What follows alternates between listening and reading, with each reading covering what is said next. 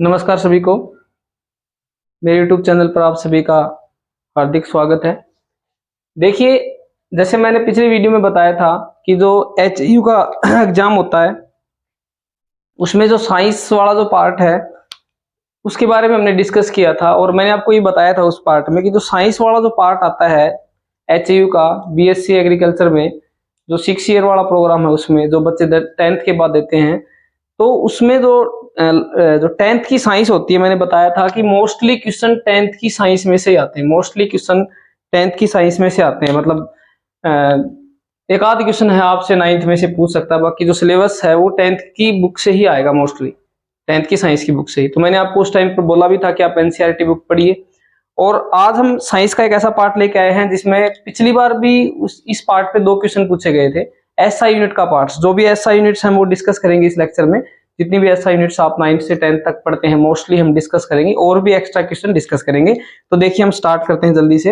हम सबसे पहले SI यूनिट्स की बात करें तो आप लोगों ने 10वीं क्लास में सबसे पहले जो SI यूनिट पढ़ी होगी, और दोनों मीडियम का ही मैं साथ साथ में लेके चलेंगे कि शॉर्ट आंसर क्वेश्चन आते हैं इसमें। और मेन चीज क्या है कि ऑप्शनल क्वेश्चन आते हैं और इसमें कोई नेगेटिव मार्किंग नहीं होती है। जैसे कई बच्चे पूछ रहे थे कि ऑप्शनल क्वेश्चन या नेगेटिव मार्किंग भी नहीं होती है फिलहाल तक इसमें।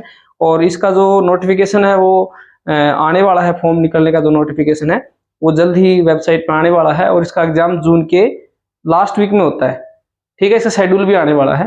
तो हम डिस्कस करते हैं आप SI यूनिट्स के बारे में। SI यूनिट्स जिसके ऊपर पिछली बार जो पिछला पेपर अगर आप देखोगे तो आई बार इस पे 2 क्वेश्चन, 1 क्वेश्चन तो आता ही आता है। ठीक है, तो हम इसके ऊपर डिस्कस करते हैं। सबसे पहले आपने 10वीं क्लास में सबसे पहले आवेश के बारे में पढ़ा होगा, सभी ने पढ़ा होगा। आवेश, इसको इंग्लिश में चार्ज बोलते हैं। इसका SI मात्रक क्या होता है? इसका SI मात्रक होता है कूलम। सभी ने पढ़ा हुआ है अच्छी तरह से। ठीक है, इसका SI मात्रक क्या होता है? कूलम। SI यूनिट की कूलम होती है आवेश के बारे में। अब बात आवेश की आई हुई है तो आवेश पे एक प्रश्न पूछा भी जाता है कि इलेक्ट्रॉन पर कितना आवेश होता है। इलेक्ट्रॉन पर कितना आवेश होता है, प्रोटॉन पर कितना आवेश होता है, और न्यूट्रॉन पर कितना आवेश होता है, ये भी आपसे पूछ लिया जाता है। ये पिछली बार पूछा भी गया था।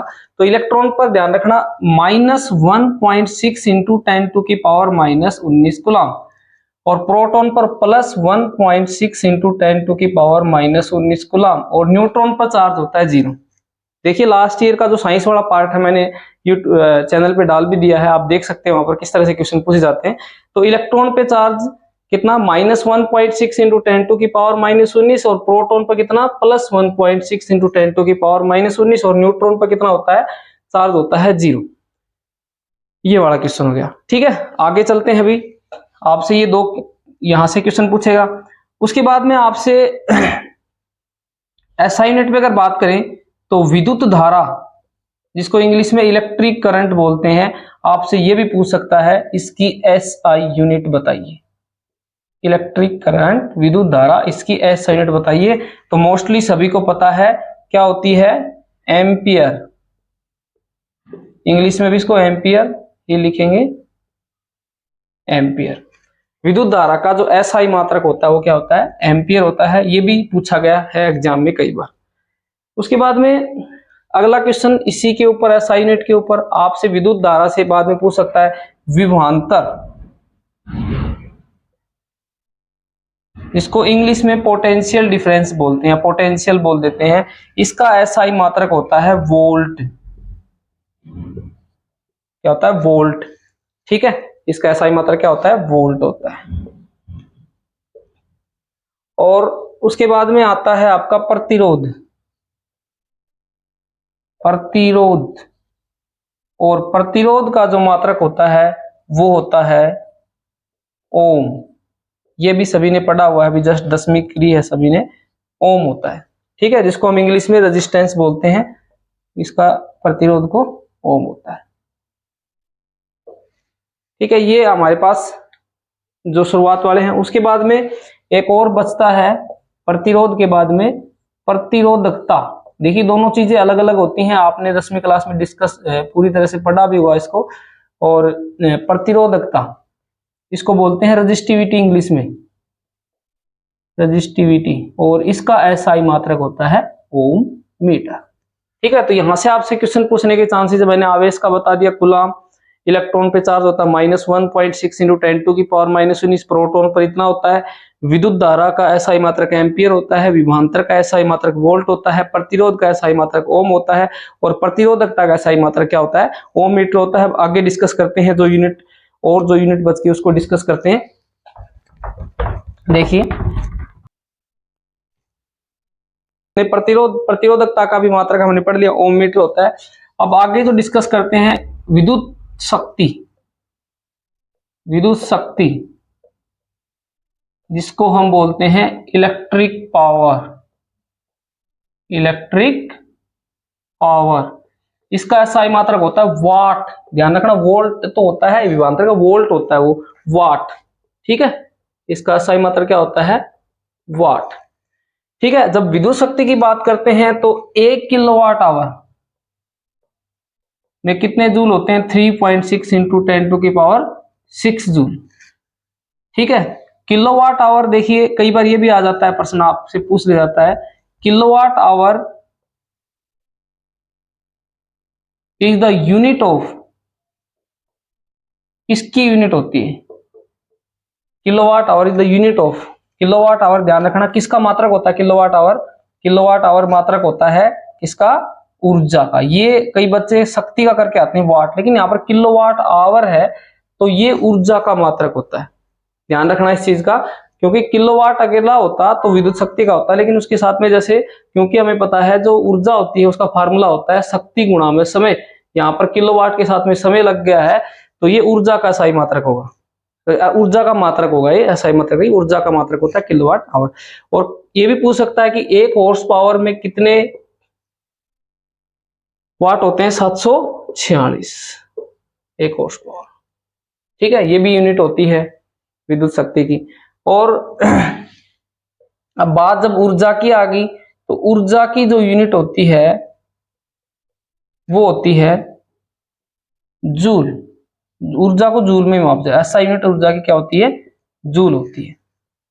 ठीक है, उसके बाद में इसी यूनिट से मान लीजिए अगर हम फिजिक्स की बात करें, भौतिक विज्ञान की बात करें, तो आपसे लेंस की शक्ति का एसआई मात्रक भी पूछ सकता है, जो कि आपने पढ़ा है। लेंस की शक्ति, जिसको हम बोलते हैं पावर ऑफ लेंस, और इसका जो एसआई मात्रक होता है पावर ऑफ लेंस का, वो आप लोगों ने पढ़ा है डायोप्टर। हिंदी में भी डायोप्टर बोलते हैं और इंग्लिश में भी इसको डायोप्टर बोलते हैं। ये लेंस की शक्ति का एसआई मात्रक होता है। आगे आपसे पूछ सकता है अपवर्तनांक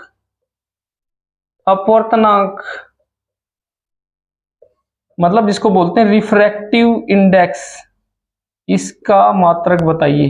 तो इसके लिए भी जो रिफ्रैक्टिव इंडेक्स है, इसका मात्रक क्या होता है? कोई यूनिट नहीं होती इसकी, बिना मात्रक का होता है कोई यूनिट। इसको लिखिए नो यूनिट, कोई मात्रक नहीं होता है अपवर्तनांक का। ठीक है, ये हमारे पास। उसके बाद में अगर हम थोड़ा सा 9th क्लास पे चलें, तो आपको 9th क्लास के लिए जैसे आपसे पूछ सकता है, मान लीजिए स्मॉल पर्सन, छोटे पर्सन पूछे, तो बल का एसआई मात्रक होता है न्यूटन, जिसे हम इंग्लिश में फोर्स बोलते हैं, उसका एसआई मात्रक होता है न्यूटन।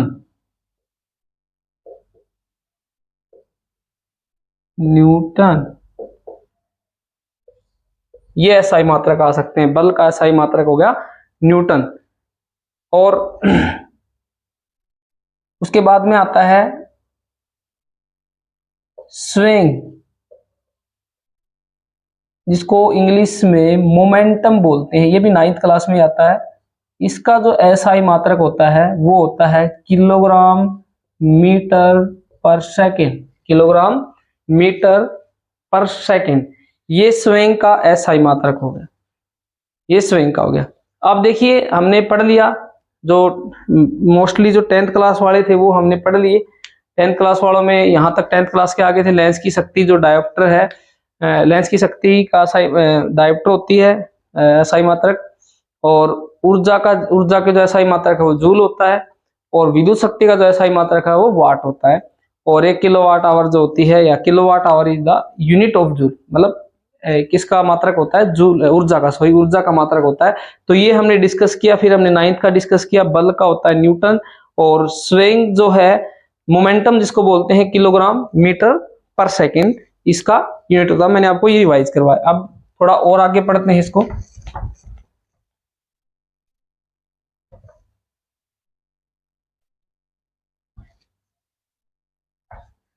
तो वेग, इसको हम इंग्लिश में वेलोसिटी बोलते हैं,